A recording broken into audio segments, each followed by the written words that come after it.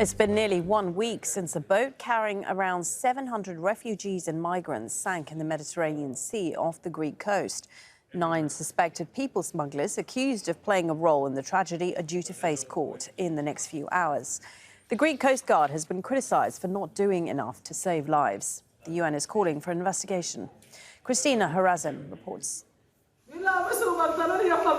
It's been 2 weeks since Sabah Hussein last spoke to her son.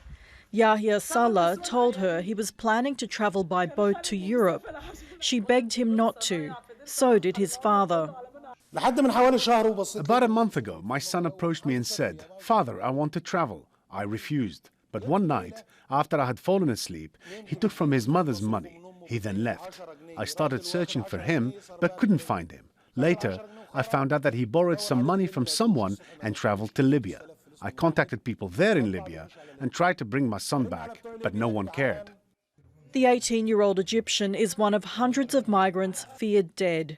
They set sail from Libya for Italy earlier this month. The fishing boat got as far as the southwest coast of Greece, where it experienced engine trouble and capsized. 104 people are known to have survived. 9 of them have been arrested and face charges including manslaughter and human trafficking. Lawyers for 2 of them say their clients deny the charges. He claims that he was with 30 to 35 fellow Egyptians on the boat. He left his country looking for a better life in Europe because of economic difficulties. My client denies the accusation. He says that he was also a victim and that he also paid a sizable amount in Egyptian currency to be transferred from Egypt to Italy. European countries have been trying to disrupt the people smuggling business and deter potential clients from boarding their boats. Still, more than 77,000 migrants and asylum seekers have made the treacherous journey to Europe this year. At least 1,300 died or disappeared along the way.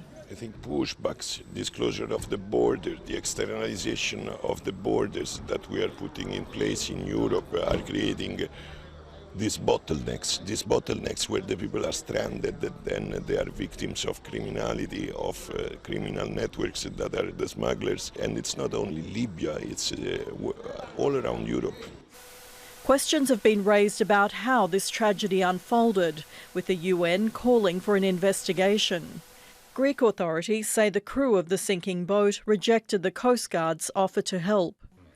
For those left behind, knowing the fate of their loved ones is all they're asking for.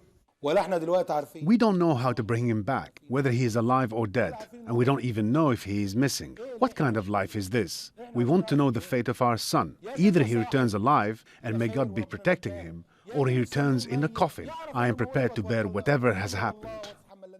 Christina Harazem, Aljazeera. Well, Tunisia